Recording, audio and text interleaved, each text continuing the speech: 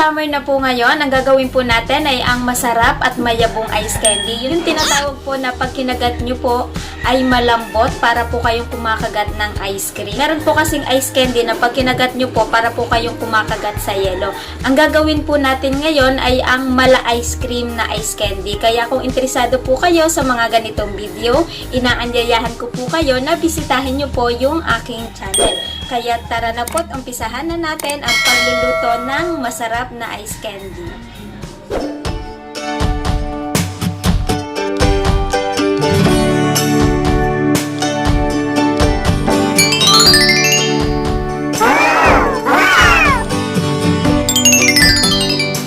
Mga sangkap sa ating masarap na ice candy. Gagamit tayo ng 8 litro ng tubig, 3/4 ng langka, hinimay ko na po yan at ginupit-gupit ng square-square. 3 cup ng kasabay starch, lalagyan na lang natin yan ng tubig.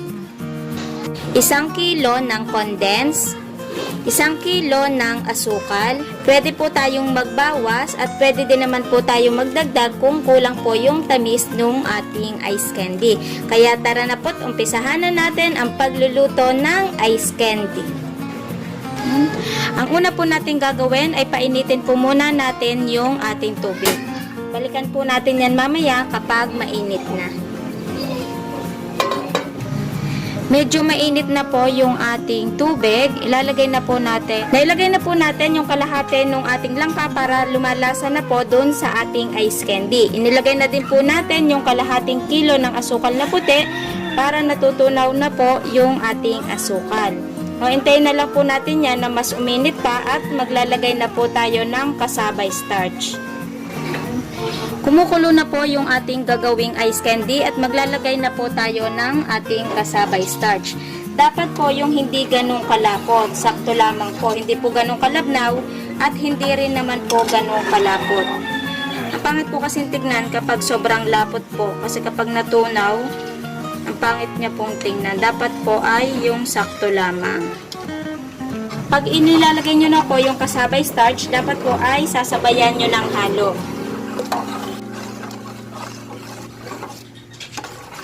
Para malaman nyo po kung okay na po yung lapot niya. Ito po, kung kulang, pwede po tayong magdagdag. At kung may malapis naman po dito sa ating tinunaw na kasabay starch, pwede naman po siyang ilagay sa ref.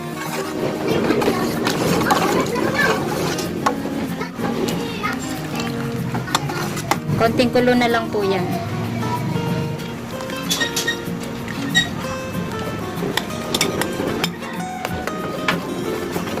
Patayin na po natin yung apoy.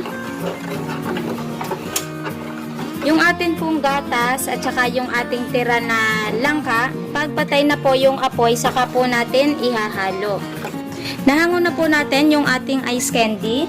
At ilalagay na po natin yung ating natirang ingredients.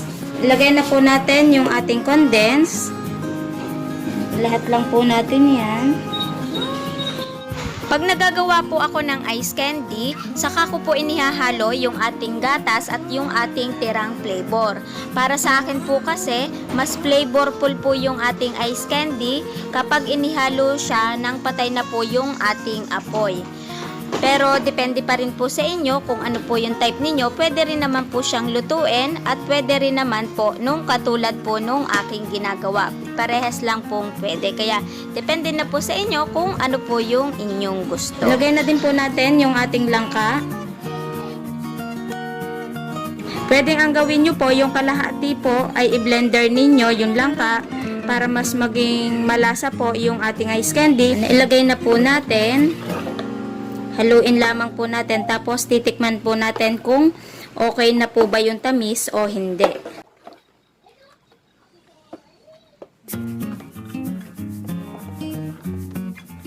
Magdadagdag pa po tayo ng asukal. Ilahat na po natin ulit itong natira nating kalahating kilo. Itamis na po yung ating ice candy at lasa din po yung gatas. Ngayon, kailangan po kasi mas matamis pa po yung ating ice candy kasi pag nagyelo na po yung ating ice candy, nababawasan po yung tamis. Kaya ito pong ating kalahating kilo ay panamang panapa po na ilahat pa po natin ito.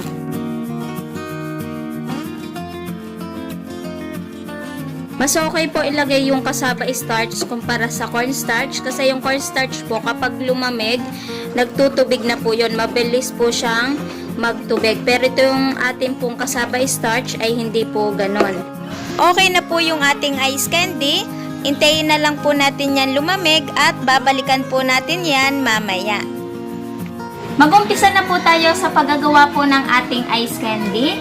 At yung ating pong nilutong ice candy, ito na po yan sa ating tabi at malamig na po. At yung ating plastic na gagamitin ay 1 1/2 by 10. Yung ating pong panukat na gagamitin, syempre gagamit po tayo ng panukat para pantay-pantay po yung ating ice candy.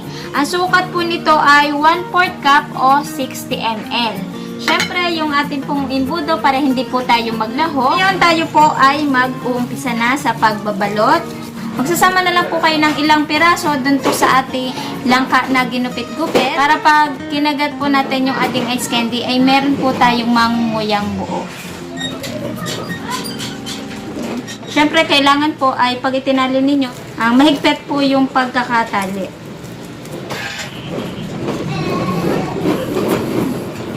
Tapos yung dulo po, inyo pong gupitin lang para hindi po siya makalat tingnan. Para malinis po tingnan yung inyong ice candy.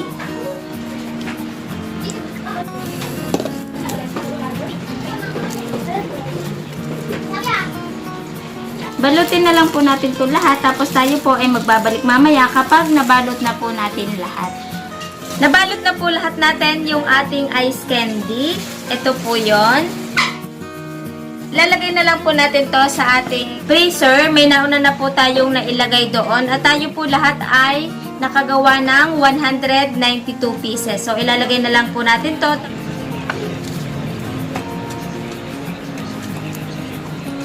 Nilagay na po natin lahat at pag matigas na po yun ay atin na pong babalikan. Tingnan lang po natin yung ating finished product tapos tikman lang po natin tapos tayo po ay magko-costing na. Ayan, pakita ko lang po sa inyo yung ating finished product. Ayan, naka 192 pieces po tayo. Pero hindi pa po lahat matigas yan. Merong matigas, meron pong hindi. Ang maximum po yung ating freezer. Tapos kapag nag-frozen na po lahat to, hihinaan na lang po natin yan. So ngayon, kuha lang po tayo ng matigas na. Yan, medyo malambot pa. Yan, ito matigas na. Okay, tikman lang po natin to. Yan, tikman lang po natin yung ating flavor na langka.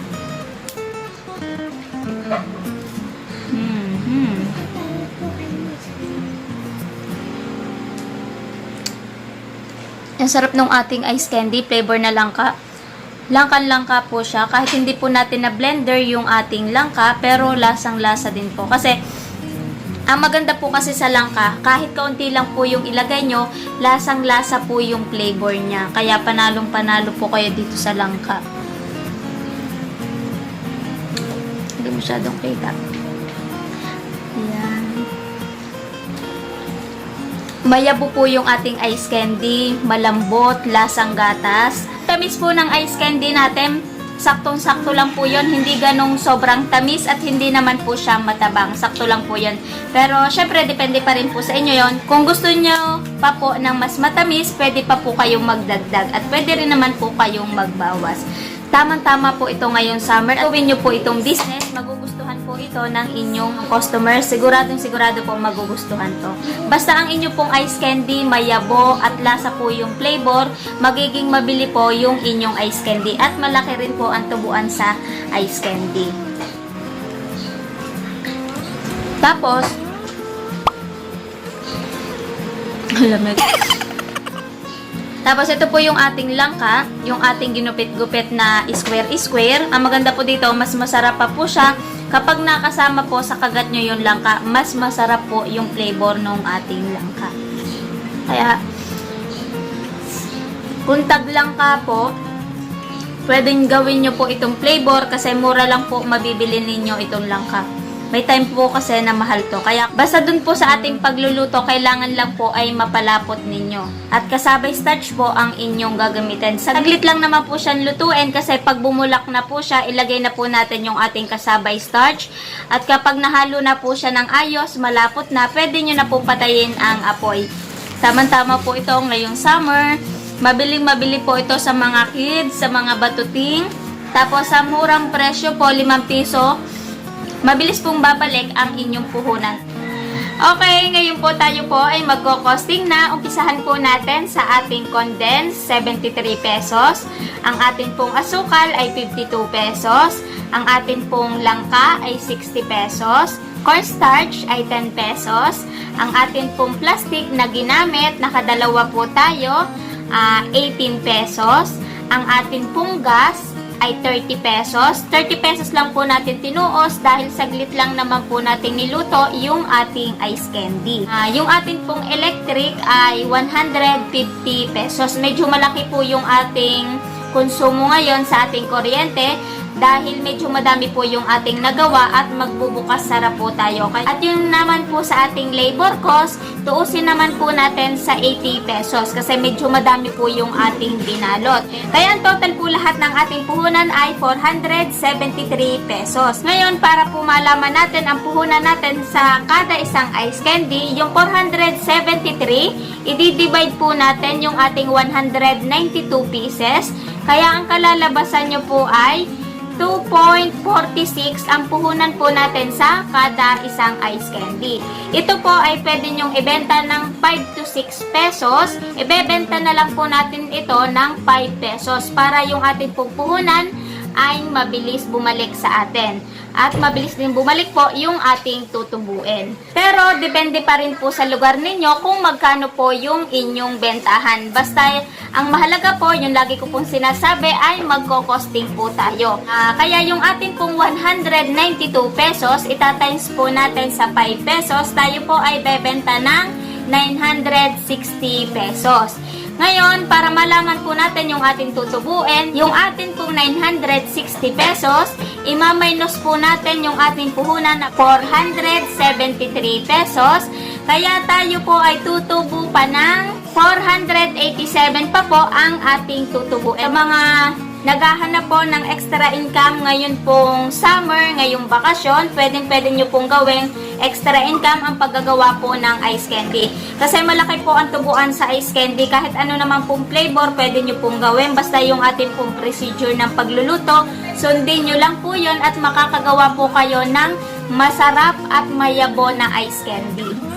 Kaya halimbawa po kung may aangkat sa inyo, pwede nyo po siyang ibigay pa ng 3 to 4 pesos para yung aangkat po sa inyo ay makapagpresyo pa rin po sila ng mababa para mabilis din po nilang makuha yung kanilang tutubuin. Parehas lang po kayong mabilis makukuha yung inyong tubo at inyong puhunan ay mabilis pong bumalik. Tsaka ang isang tip po sa paggagawa ng ice candy, kahit naman po ito ay malamig o summer, may nagagawa pa rin po ng ice candy at may bumibili pa rin. O kung ano po yung pinakamurang prutas, yun po ang inyong gawing ice candy para siguradong panalong-panalo po kayo sa inyong tutubuin. Malaki po talaga ang inyong tutubuin sa ice candy para makamura po kayo sa flavor o sa puhunan. Kung anong pumura, halimbawa po katulad ngayon, mura po ang langka, kaya langka po yung aking binili, o kaya langka, dagsa ang melon, ang avocado, ang guyabano, pwede din pong gawing ice candy kasi ang lola ko po no, nagagawa din ng ice candy at masarap po yun.